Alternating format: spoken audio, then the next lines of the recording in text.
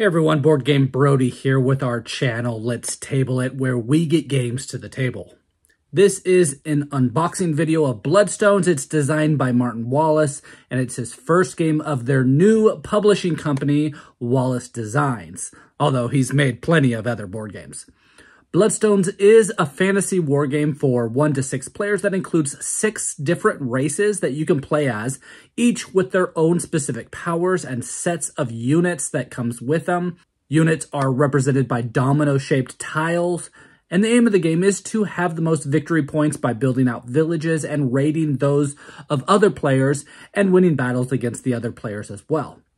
Tiles are multi-use in the game and used in several ways. When placed on the map, they become units, while in your hand, they are used to build other units, to move units, to improve your strength in battle, or to construct villages and capture other villages. On a turn, a player can perform as many actions as they wish in any order. The 3 actions to choose from are to build units, to move units, and then to battle.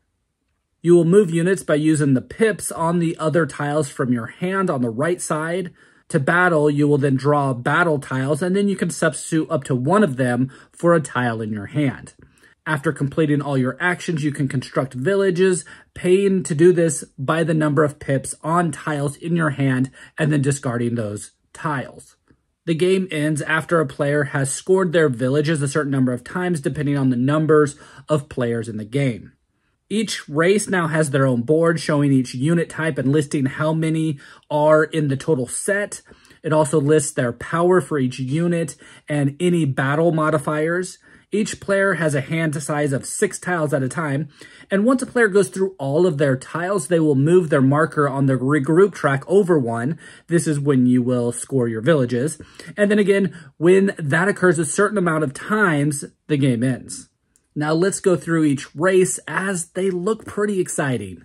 The Dragon Riders. Now, they do not have a faction power, but they do have some special units. They have 2 dragon units. They gain +4 in battle. Nothing can withdraw from them. They can always withdraw from battle as long as they have somewhere to withdraw.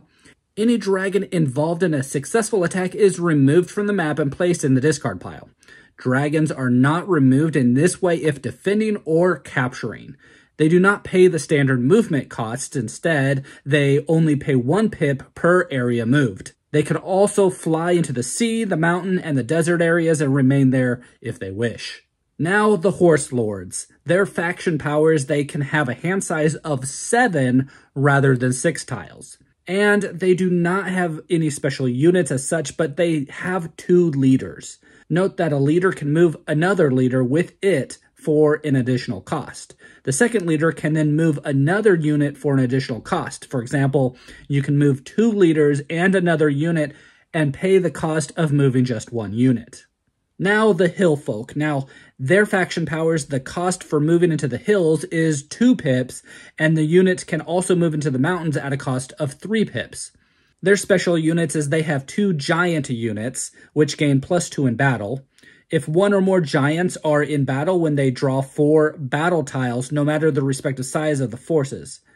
If 1 or more giants are in a battle, then they will draw 4 battle tiles, no matter the respective size of the forces. Hillfolk also have 6 castles, which are cheaper to build than those of the other factions. On to the Necromancers. They do not have a faction power, but they do have special units. They have 4 Necromancer units. If 1 or more of these are part of a victorious battle, then all opposing eliminated units may be replaced with undead units, if available. Undead units have their own movement phase, where they can move up to 2 areas without having to pay any movement costs.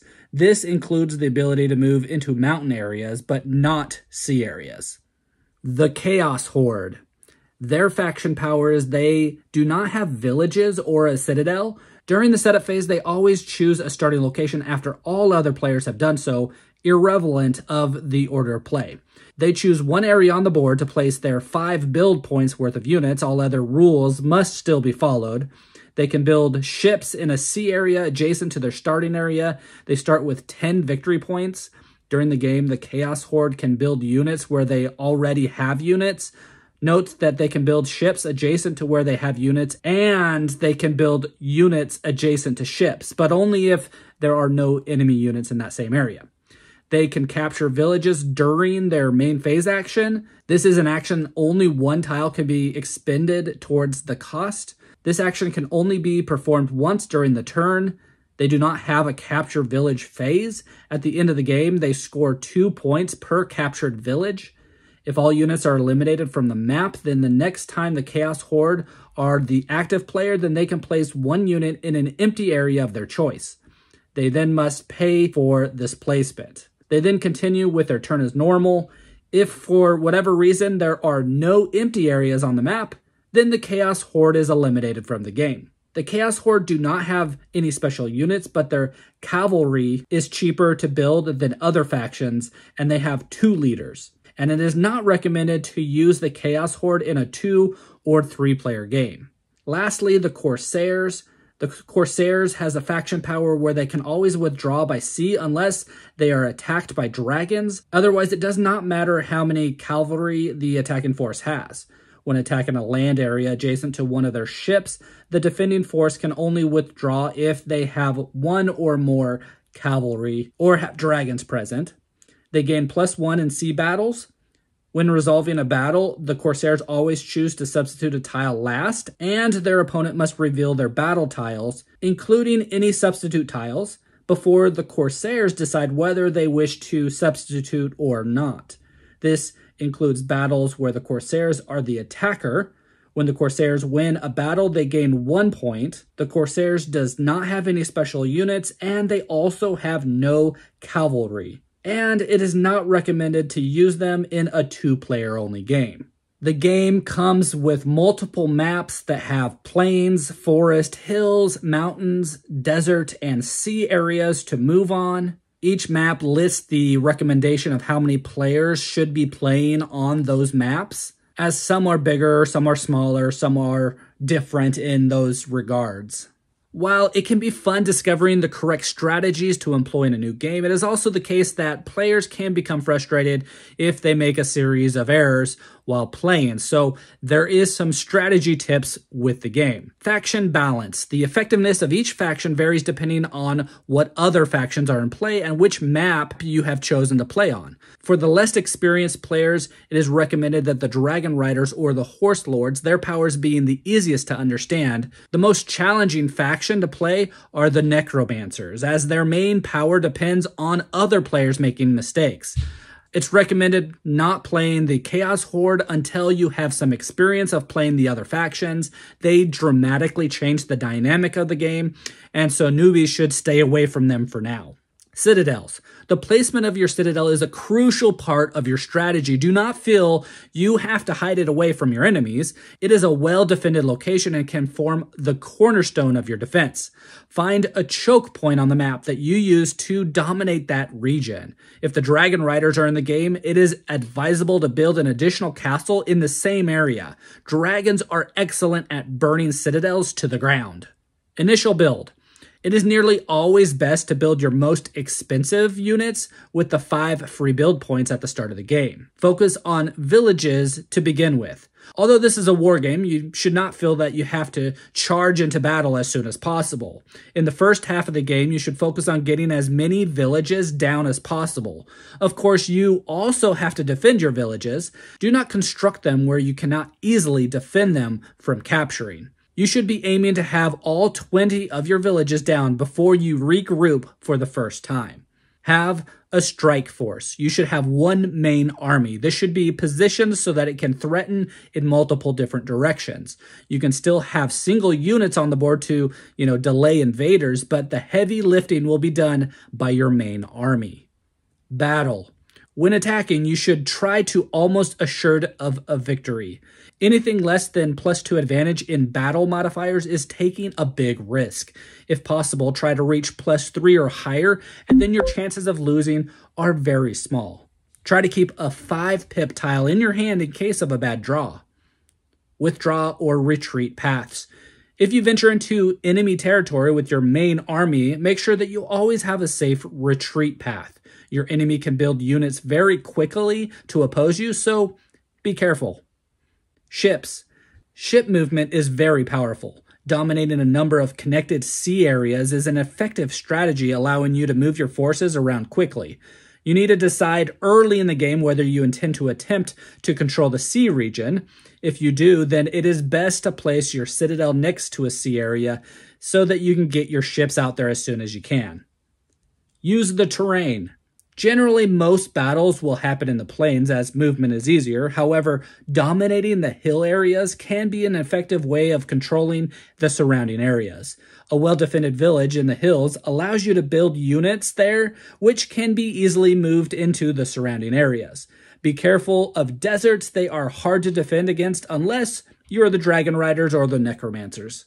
Tile tempo. Do not feel that you have to burn through your tiles as fast as possible. As the game ends when all players have had an equal number of village scoring, there is some benefit to being the last player to have a turn. At the same time, you may go for a fast burn strategy to get more use from your tiles. End of game. Be aware that all players will be able to capture at the end of the game. You should try to position yourself so that you can capture as many villages as possible while defending your own villages. While it is easier said than done, this is why being the last player can be very powerful, as you do not have to worry about protecting your villages after you have finished your final turn. Dragon Riders. If you are the Dragon Riders, then you have a range of strategies open to you. You want to get both of your dragons on the map as soon as possible. Although they are very powerful when attacking, they are also excellent defenders, as they can always withdraw or retreat if outnumbered. As you must discard them if they win in battle, make sure it's an important one. One trick is to use them just before you score your villages so that you can rebuild them when you have regrouped. When defending against dragons, a thin line is best. Dragons are unlikely to attack an individual unit as they are also lost at the end of that battle. Horse Lords. The Horse Lords are the most nimble of the 6 factions. If you combine their 2 leaders into a main army with a good amount of cavalry, then they can be tough opponents. The Horse Lords can also react quickly to situations such as invading armies. You should not be afraid of taking a central position on the map. The more enemies close to hand, the better for you, as you can switch your forces around very quickly. Remember, winning battles is a good source of victory points. Hillfolk. The Hillfolk are the best at defending, as they have more castles than any other race, which are also cheaper to build. A good strategy is to dominate a region and to build a wall around it. You can then build your villages in the defended region. However, just getting all of your villages down is not enough to win the game. You need to score some victories in battles as well. As the Hillfolk, the hills are your friend. Make good use of them to threaten your opponents and give you the opportunity to descend on vulnerable forces. Necromancers. The Necromancers are the toughest faction to play. Your power depends on getting your undead into play. You need to build a strike force based around one of your Necromancers, which you can then use to pick off any weak forces. A careful opponent may not give you such an opportunity, so you may have to employ some cunning. It sometimes pays to create tempting targets for your opponents, such as the position of your villages, and then swoop on them when they take the bait. Although there are 4 Necromancer units in the tile mix, it is best to build only 1. The others should remain in your tile rotation to grant their 5 pip value. When playing against the Necromancers, your main aim should be to avoid losing any battles, which means making sure your forces are well deployed and have plenty of cavalry support. Castles are not always the best thing to build against the Necromancers. Chaos Horde. The Chaos Horde have the most unusual powers of the present range of factions. Their ability to build units where they already have units combined with being able to capture villages during their main action phase changes the dynamic in the game. If you're playing them, then you should avoid building too many units at first. You can send small forces out to different parts of the board, preferably cavalry units, and wait for your enemies to make a mistake. Any undefended villages are yours for the taking. You can concentrate your forces very quickly and knock holes in all of the strongest defenses. The main weakness of the Chaos Horde is that they can easily be surrounded and eliminated. With no villages to act as withdraw or retreat paths, you need to consider protecting your flanks from each such an envelopment. If you are not the Chaos Horde, then be very afraid. Construct your villages carefully where they can easily be protected and look for opportunities to surround them. Corsairs. It should go without saying that the sea is your friend. With more ships than any other faction and an additional modifier in sea combat, you have the ability to dominate the sea area. Your empire should be built around this strength, as going too far from the sea leaves you vulnerable. Without any cavalry, you can only withdraw easily if next to your ships, so venture inland at peril. Having said that, your ability to see your opponent's battle tiles before deciding to substitute makes your shield units very powerful. When defending with one of these units, you only have to tie to win the battle. Sometimes it is worth playing the numbers game by forcing the opponent to attack you and then see if you can tie at that combat. Again, this is Brody with Let's Table It, where we get games to the table. Please like and please subscribe to our channel. We are new and working hard to bring to you videos like this one so you know if these games are ones that you want to get to your own table.